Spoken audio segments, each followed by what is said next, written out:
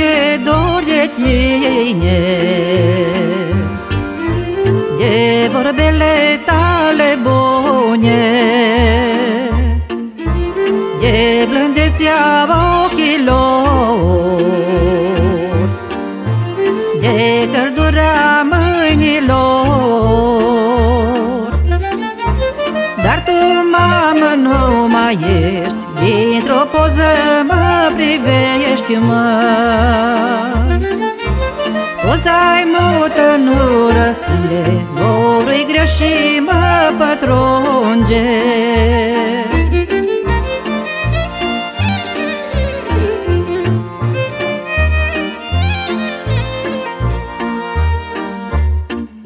Sărut poza, dar e rece, dorul tău, mamă, nu-mi trece. Mi-aș vinde și sufletul, să pot întoarce timpul,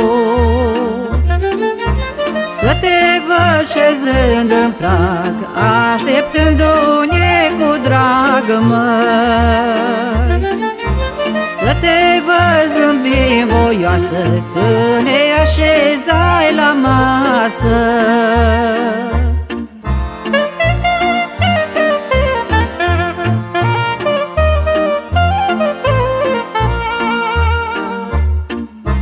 Tu mi-ai fost, mamă, puterea, alinarea, mângâierea. Când veneam, mamă, la tine,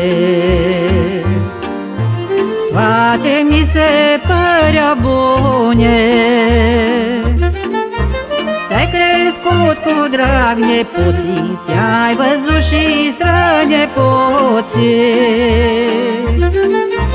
Dar tu, mamă, nu mai ești, dintre stele ne privești, măi.